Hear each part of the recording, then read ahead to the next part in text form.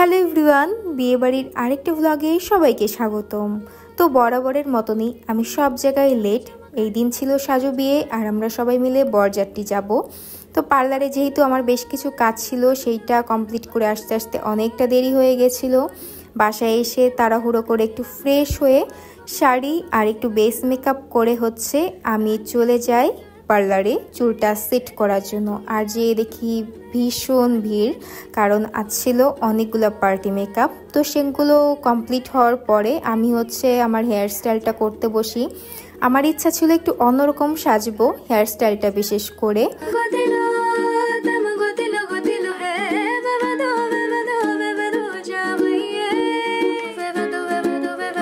আমার অনেক দিনের ইচ্ছা ছিল যে কোনো একটা বিয়েতে একটু অন্যরকমভাবে সাজবো, আর বিশেষ করে চুলটা একটু অন্যভাবে আমি একটু বাঁধবো। তো ফাইনালি সেইটা আমার ইচ্ছা পূরণ হয়েছে, আর হেয়ার স্টাইলটা অনেক বেশি সুন্দর হয়েছিল।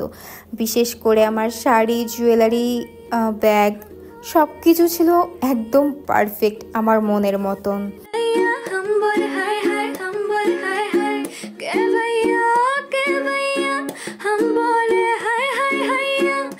এইদিকে আমার এতটাই বেশি লেট হয়ে গিয়েছিল যে বরযাত্রীর গাড়ি ছেড়ে দিয়েছিল, পুরান বাস স্ট্যান্ডে সবাই ওয়েট করতেছিল।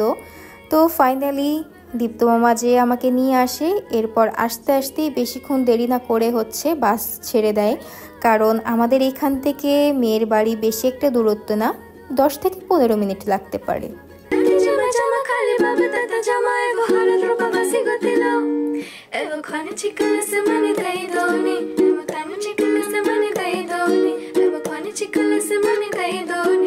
এই তো আমরা বলতে বলতে চলে আসছি। এই আমাদের টিম গ্রুম, যেখানে আমরা এখন ওয়েট করতেছি। কারণ এখানে বরের গেট ধরা হবে। তো খুবই ইন্টারেস্টিং একটা পার্ট, আমরা এখানে বেশ সবাই মিলে এনজয় করতেছিলাম।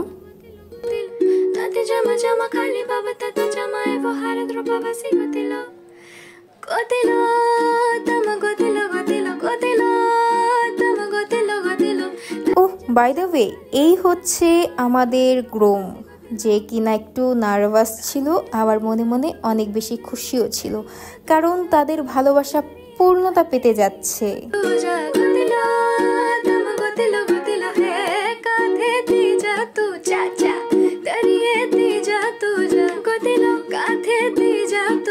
আমাদের বাঙালিদের একটা রিচুয়ালস থাকে না, যে গেটে বসিয়ে বরকে বরণ করে, তারপর শালারা মিলে মিষ্টি খাওয়ায়, তারপরে গেট ধরে। আর এদিকে আমাদের টিম গ্রুম সবাই মিলে আমরা অনেক নাচানাচি আনন্দ করছিলাম।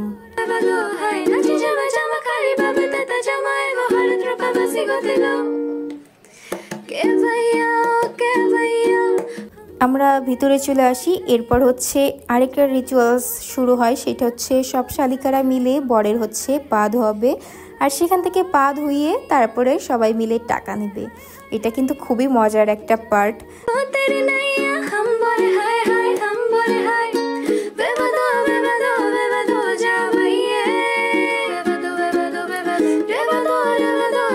এরপর আমরা আমাদের গ্রুমের সাথে ছবি তুলে নিলাম। ছবি তোলার পরে আমরা আরেকটা রুমে চলে গেলাম আমাদের মিষ্টি বউকে দেখার জন্য।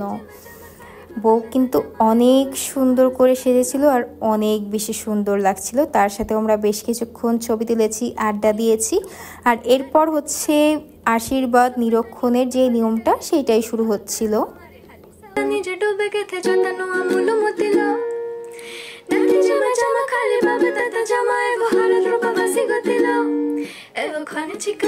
অনেক হলো সবকিছু, এখন খাওয়া দাওয়া করতে হবে, পেট পুজো করতে হবে।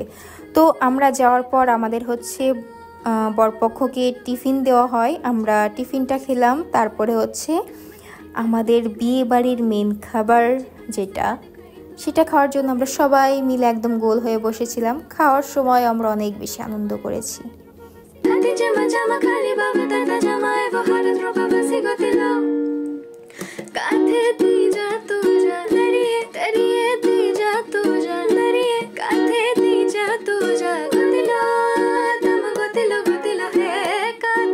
আচ্ছা, আমাকে কেমন লাগছে সুন্দর লাগছে তাই না? তাও কিন্তু কমেন্ট করে একটু জানাবেন, একটু সান্ত্বনা দিবেন। সব কিছুই হলো, এখন আমরা অপেক্ষায় আছি কখন বিয়েতে বসবে। বসে বসে আড্ডা দিলাম, দেওয়ার পরে এখন হচ্ছে বিয়ে শুরু হবে। মালা বদল, 7 পাকে ঘোরা। তোমার বিয়ে কবে খাবো? আগামী মাসে আসছে বছর। মানুষ কতটা বিয়ে পাগল হয় সেটা শুধুমাত্র আমার হৃদয় মামাকে দেখলেই বোঝা যাবে। এরপর হচ্ছে আমাদের বউ চলে আসে, এখন হচ্ছে মালা বদল, 7 পাকে ঘোরা, এই নিয়মটা হচ্ছে।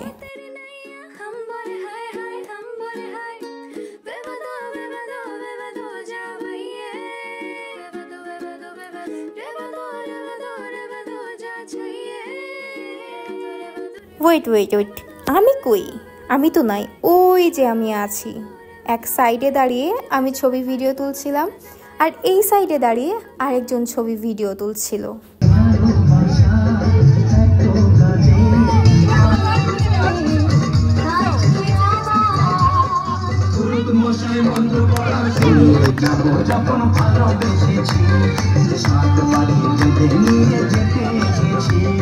এই যে আমাদের হ্যাপি কাপল, যাদের কিনা ভালোবাসা পূর্ণতা পেয়েছে, তাদের চোখে মুখেই সবকিছু প্রকাশ পাচ্ছে।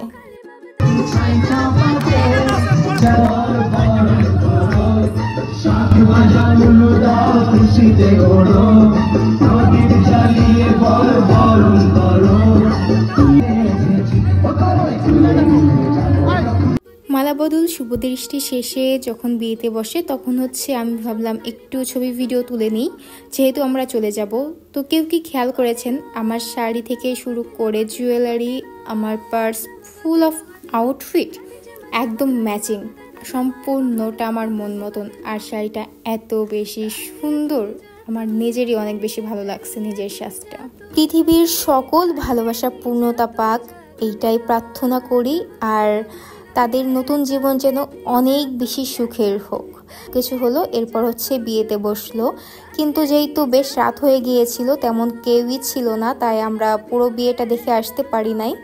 মালা বদল, 7 পাকে ঘোরা দেখেই আমরা হচ্ছে বাসার দিকে রওনা দিই। অবশ্য বেশি রাত হয়েছিল না, 12টা বেজে গিয়েছিল, কিন্তু তারপরেও সবাই যেহেতু চলে যাচ্ছে তাই আমরাও চলে যাচ্ছি। যাই হোক, আমরা অনেক সুন্দর একটা বিয়ে আনন্দ করেছি, অনেক বেশি নাচানাচি করেছি, সব কিছু মিলিয়ে অনেক অনেক অনেক বেশি মেমোরেবল একটা ডে। আজকের ভিডিওটা এখানেই শেষ করছি, আর দেখা হবে নেক্সট ভিডিওতে। ভিডিওটা কেমন লাগলো অবশ্যই কমেন্ট করে জানাবেন। টাটা। আজকের মতো ঘুমাইতে হবে, বাই, কালকে আসবো।